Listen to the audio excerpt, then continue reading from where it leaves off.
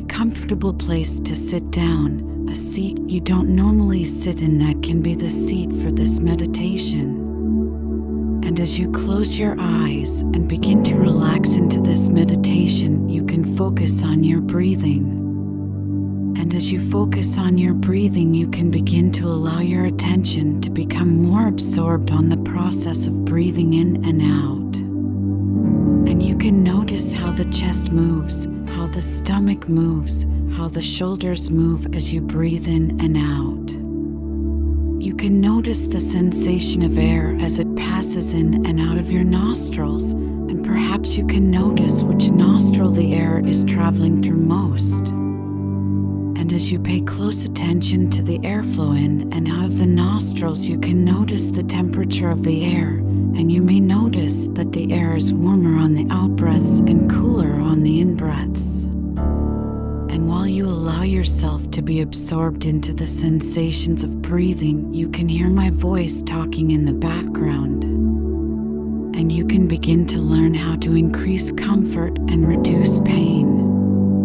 And as the instinctive part of you learns and develops, you can begin to drift into a pleasant and calming place. It could be a pleasant, calming place you know, or a pleasant, calming place that is new to you here for this experience. And so as you listen to the sound of my voice, you can begin to learn how you can remove discomfort in the future.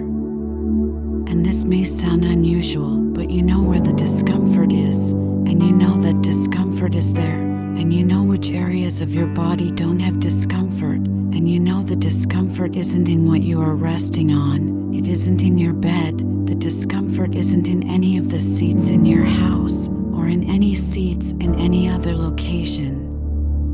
And the discomfort isn't in any room in your house or any rooms in any other buildings. The discomfort isn't in any vehicles or any other specific location. The discomfort is only in that one location you know it to be.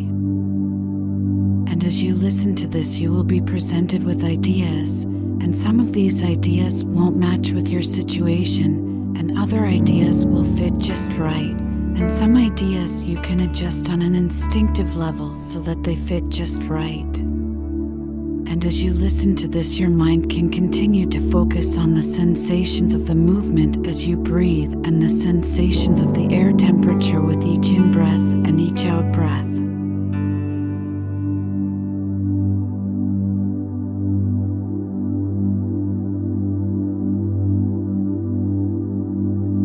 Many children wonder why adults don't take their hair home from the hairdressers. They would go into the hairdressers and look in a mirror and know what they want removed, and the hairdresser would be friendly and talkative and would cut off all the hair the customer doesn't want, and then the customer would look in the mirror and be pleased and would then pay the hairdresser and would then leave, leaving an old part of themselves in the hairdressers.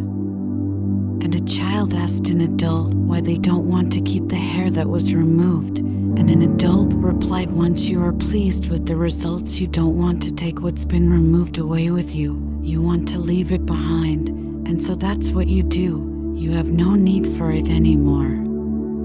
The child understood this and knew it was a bit like how an artist may make a sculpture out of wood or stone, and they would carve or chip away all that they don't want, and this can never be reattached, and they take the finished item from the work area to put on display, and the old wood or stone that has been removed can never be put back together with the finished sculpture. And you know that discomfort only exists where you sit right now. It doesn't exist anywhere else. If someone searched anywhere outside of where you are sitting, they wouldn't find that discomfort. And you know you can learn on an instinctive level, and you can know how to leave something behind, and you know there is a difference between feeling and doing.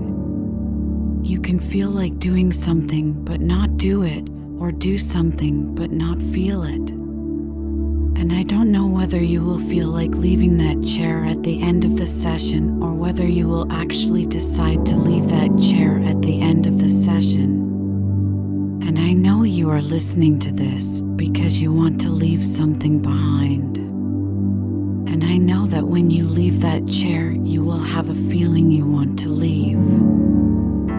And so many people leave their coat on the chair without realizing as they leave a room, and they come back for it, and you can leave something on the chair you decide you can live without. And you can learn more from this on an instinctive level than you ever thought possible on a conscious level, and you can take some time now to integrate and absorb all that is necessary whilst leaving behind all that is unnecessary. And you can learn how you can apply what you have learned here into everyday life, and you know it is okay for parts of you to remain in this meditative state with each breath you take while the rest of you enjoys getting on with life.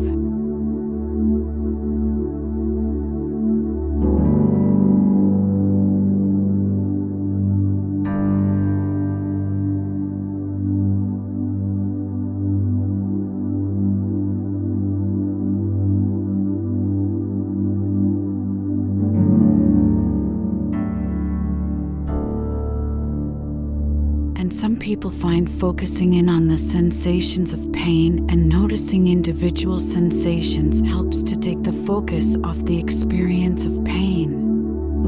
Others find focusing outside of the pain and on something else helps to relieve the pain, and learning to be able to hold that focus where it is helpful is a skill you can develop.